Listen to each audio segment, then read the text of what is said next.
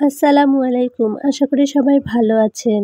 আমি আপনাদেরকে দেখাবো ভিন্নভাবে ভিন্ন স্বাদে মুরগির মাংসের রেসিপি। এজন্য আমি প্রথমে একটি কড়াই নিয়ে নিয়েছি এবং কড়াইয়ের মাঝে কেটে রাখা মুরগির মাংসগুলোকে দিয়ে দিয়েছি। এর মাঝে দিয়ে দিয়েছি পেঁয়াজ কুচি, 2 চামচ আদা বাটা এবং হাফ কাপ রসুন কুচি দিয়ে দিয়েছি এবং এর মাঝে দিয়ে দিয়েছি 4টি ছোট এলাচ, 1 টুকরো দারচিনি এবং 2 টুকরো তেজপাতা। দেওয়া হয়ে গেলে এর মাঝে আমি দিয়ে দেব কাঁচা মরিচ কুচি। দেওয়া হয়ে গেলে এর মাঝে আমি দিয়ে দিব একটি টমেটো কুচি এবং 2 টেবিল চামচ পরিমাণ লবণ এবং 2 টেবিল চামচ পরিমাণ হলুদের গুঁড়া দিয়ে দিব। সবগুলো উপকরণ দেওয়া হয়ে গেলে আমি হাতের সাহায্যে সবগুলো উপকরণকে ভালোভাবে 5 থেকে 6 মিনিট মাখিয়ে নেব। মাখিয়ে নেওয়া হয়ে গেলে আমি আগে থেকেই 4টি শুকনা মরিচ পানিতে ভিজিয়ে রেখে বেটে নিয়েছি, সেগুলোকে আমি এখন এর মাঝে দিয়ে দিব।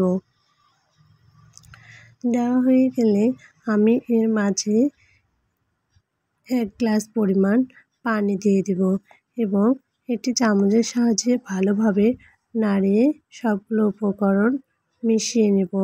মিশিয়ে নেওয়া হয়ে গেলে আমি চুলায় গ্যাস অন করে দেব এবং একটি ঢাকনার সাহায্যে আমি কড়াইটিকে ঢাকা দিয়ে দেব। 5 মিনিট অপেক্ষা করব বলক আসা পর্যন্ত। 5 মিনিট পর আমি দেখতে পারবো সুন্দর একটি বলক এসেছে। তখন আমি একটি চামচের সাহায্যে ভালোভাবে নাড়িয়ে দেব এবং আবারও কিছুক্ষণ অপেক্ষা করব। এভাবেই আমি 2 থেকে 3 মিনিট পর পর একটি চামচের সাহায্যে ভালোভাবে সবগুলো উপকরণ নাড়িয়ে নেব এবং পানি কমিয়ে আসা পর্যন্ত অপেক্ষা করব। আপনারা অবশ্যই এইভাবে বাসায় একবার হলেও ট্রাই করবেন, করে আপনাদের ভালো লাগবে। ভিন্নভাবে ভিন্ন স্বাদের এই মুরগির মাংসটি খেতে অসম্ভব মজাদার এবং সুস্বাদু হয়ে থাকে। আপনারা বাসায় ট্রাই করলেই বুঝতে পারবেন।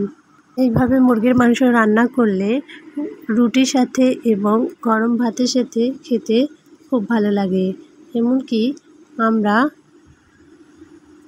আপনারা দেখতেই পাচ্ছেন আমার মুরগির মাংসটিতে সুন্দর একটি কালার চলে আসছে এবং পানিটি কমে গেছে।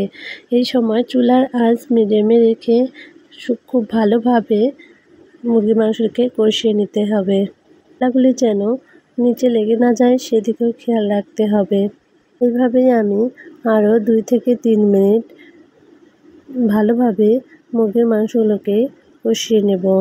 চামচ পরিমাণ গরম মশলার গুঁড়ো দিয়ে দিব। দেওয়া হয়ে গেলে এবার উপরে বলক আসা পর্যন্ত অপেক্ষা করব। এভাবে তৈরি হয়ে গেল ভিন্নভাবে ভিন্ন স্বাদের অসম্ভব মজাদার মুরগির মাংসের রেসিপি। এতক্ষণ আমার সাথে থাকার জন্য আপনাদের জানাচ্ছি অসংখ্য ধন্যবাদ। আল্লাহ হাফেজ।